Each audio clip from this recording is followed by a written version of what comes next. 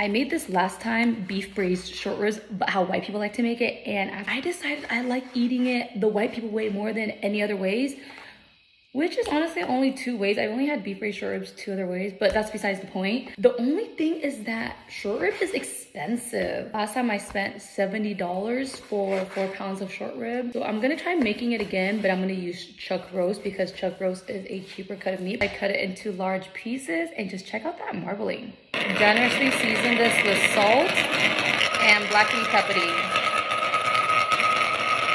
Make sure you season it on both sides. My pot looks dirty, but I promise it's clean. It's just stained like your teeth. Anyways, my chuck roast. I'm gonna sear this. I'm gonna sear for about 5 minutes, flipping every minute or so. I forgot to finish filming this, but I pretty much seared off all my meat. I left this off to the side because I had to go pick up my kid. This is what's left of my pot. In the same pot, I'm gonna cook my onions, celery, and carrots.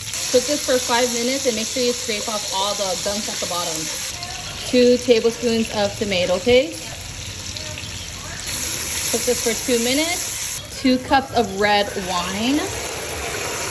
This is the one that I used last time that made me fall in love with this recipe. I only had 1 cup of this, so I had to substitute with Ménage à Trois.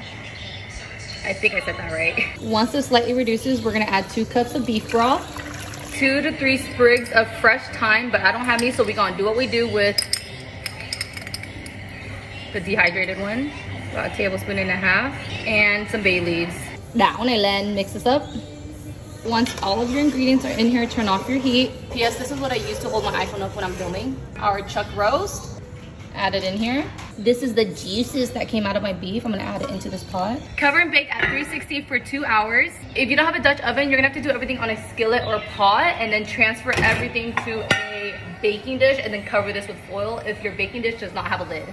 I had this baking for 2 hours and it does not look good. It looks like the blackest part of my booty hole, but regardless, we're still gonna eat her. Take our chuck roast out. Last one. A lot of you guys were telling me to blend this all up into puree and add it into my sauce, and honestly that sounds like a lot of work, so we're not gonna do that. It's just something about getting a blender out sounds like a lot of work, and I just don't want to wash that thing right now. Bang bang bang bang bang. You guys know the song? The Thong Song by Cisco. I'm gonna cook this until it slightly reduces. This is my fat separator. The brand is OXO. You can find it in my bio, link in my bio, or just search for fat separator OXO. If you don't want it to give me the, you know what I'm saying, you know what I'm saying. Last time you guys were asking me for a mashed potato recipe, and to be honest, mashed potatoes and mac and cheese are like the 2 things I hate making. It's so easy, but I just don't like making it. So this is the Bob Evans one, the brand where you can buy it pre-made. This is my chuck roast. It doesn't look the best. I'll give Andy 2 pieces. Actually, I'll do 3 pieces because that man can eat. Actually, I'll do 4. Let me find a nice, big, juicy one. They all look pretty dry to me, to be honest with you. Juicy where? My lips are dry. Oi! That was a lot. This literally does not look good. I'm gonna top it off with some scallion because I want my baby to know I love him enough to make it look pretty. Papa, I made dinner. Thanks, honey.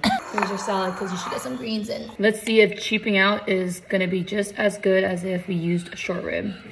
Bon appetit. Bon appetit. Papa, you think it's just as good as short rib that other day when I made it? Not as tender. The flavor is like still good though, right? Yeah.